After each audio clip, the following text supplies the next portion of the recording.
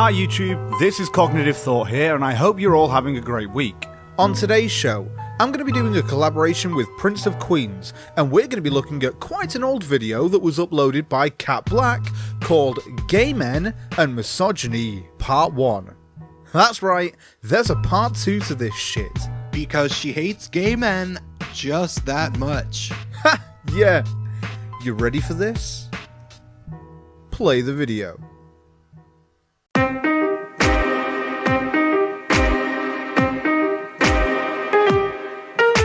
So I really wanted to address something. Gay men and misogyny. Now before we get into this video, I want to make it explicitly clear that I know that not all gay men are misogynistic. And by not all, you definitely do mean that you think the majority of gay men are misogynistic. Exactly. I know when I make a video and say not all, I more than likely do mean the vast majority. That's why I'm making a fucking video on it. If anything I say in this video makes you feel a certain type of way, then the chances are I'm talking about you. Just because I can presume someone is going to respond to the words I'm about to say, doesn't add authenticity and validity to what I'm about to say. It can still be utter bullshit, like you're about to demonstrate. The problem of gay men and misogyny is something that I feel like needs to be discussed because it very often goes unaddressed.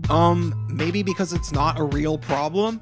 I'm not saying it doesn't exist, but the gay men who hang out with women because they like women. And on the rare occasion that a gay man might hate women, he probably just doesn't really hang out with them. So his misogyny would theoretically mostly be a non-issue, because there are no women around to experience it.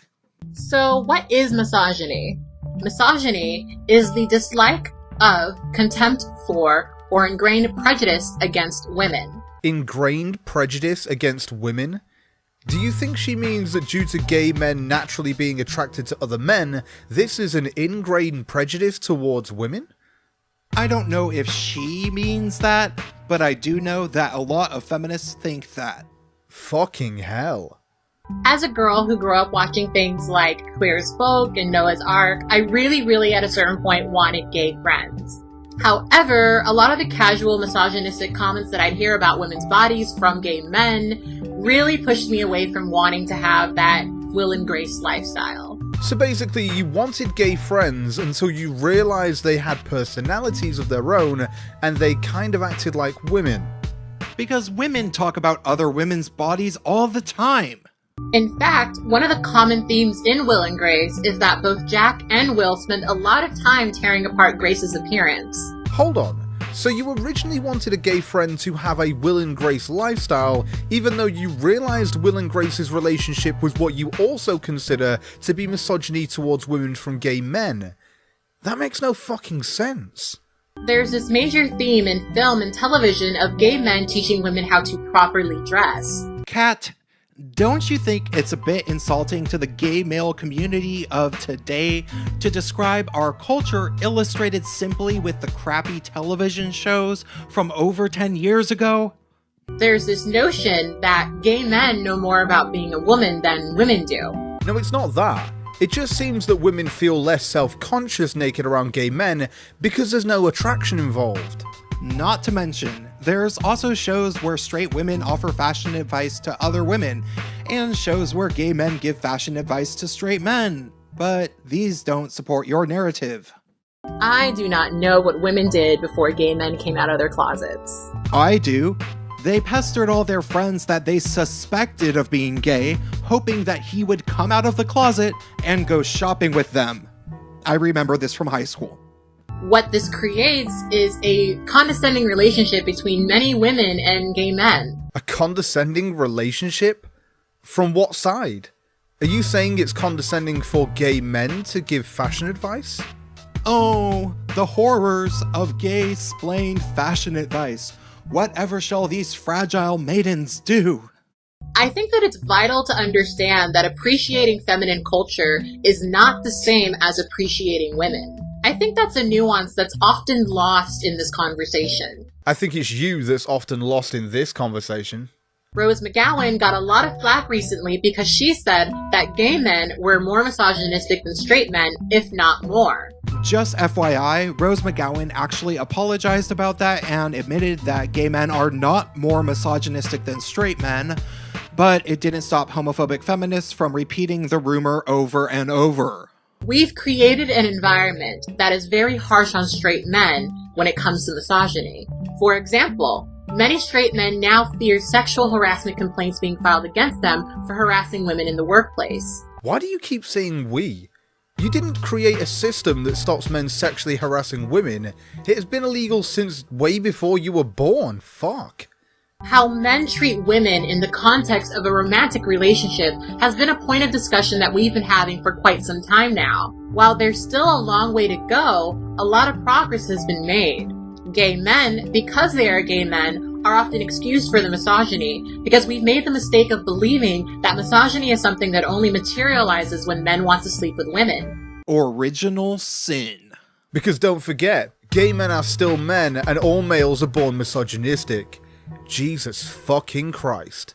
In reality, misogyny is a very intrinsic part of our society, and because of that, many of us have lingering internalized misogyny, both men and women. Misogyny in gay men, however, is dangerous because it's often dismissed as a joke. You mean gay men sometimes still get away with humor? Because we all know that straight men haven't been allowed to joke with feminists for a long time. The recent interview between Andy Cohen and Nicki Minaj was a great example of this. I'll be discussing that interview in depth in part 2. Oh fuck, I forgot. There's a part 2. Thanks for reminding us, Kat. Misogyny in gay culture manifests in many ways. The popularity of terms like no femmes or straight acting is a reflection of femphobia within the gay community.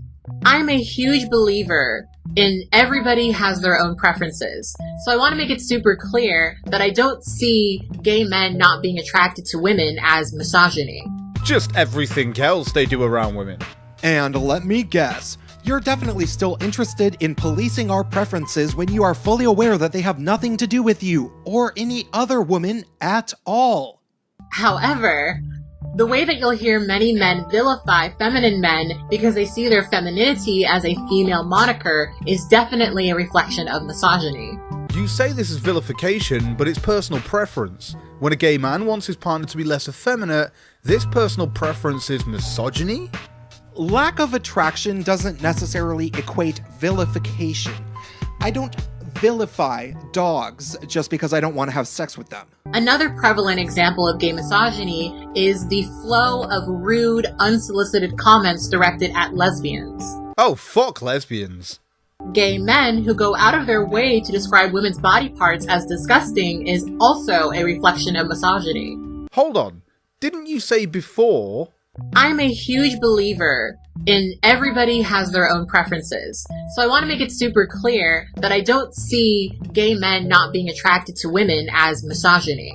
So a gay man's personal preference in genitals isn't okay? Make some fucking sense, will you, Kat? Jesus. And when you say that we go out of our way to negatively describe female body parts, do you mean that we, yell about it while we're watching movies or something? I think that a lot of these things are unintentional. If you think they are unintentional, then how can you assert the intentions are all misogynistic? We didn't mean it, but we still meant it. It's fucking stupid. I think that mainstream gay culture has made it seem like a lot of these things are not hateful towards women. A common thing that I hear in these conversations is that it's impossible for gay men to be oppressive to women because gay men are also oppressed. I'd like to see the quote that you are talking about and whether they said that directly or whether or not you are inferring things from their statement and misrepresenting their words. Because I've seen how you behave on Twitter. I think that gay men in this world have seen a lot of oppression, and in some countries, especially in recent time, the oppression of gay men is still very real. However, in America, we're seeing gay men overcome many of the legal and social obstacles that they have, and slowly but surely, gay men are becoming part of the mainstream. So gay men are almost mainstream. Maybe someday soon they'll be as mainstream as women. As examples, in the US, The View exists, and in the UK, we have Loose Women. Still, it seems we are yet to see a TV show with a full panel of gay men as hosts. Historically, as a group becomes less oppressed, their power to oppress follows soon after. Well, women have had the same pay as men since the Equality Pay Act 1970 for the UK and the Equality Pay Act 1963 for the US. So this is when women became less oppressed using your logic, and since then women gained more power to oppress soon after. This would explain why feminism still claims women are paid less than men when it obviously isn't true, and people still believe it because that group, women, gained power as an alleged oppressed group. We can also note that feminists hold various LGBT organizations hostage, like Toronto Pride, where they kicked the Canadian Association for Equality out of the parade because they pay specific attention to male issues. Sounds pretty oppressive to me. Right, Prince, this video is going on a bit, and I think we should tackle the other half in another video soon. Does that sound good? Sounds good. I'd say I'm not looking forward to it, but the second half is where the really crazy bullshit comes in. Well, that sounds terrible.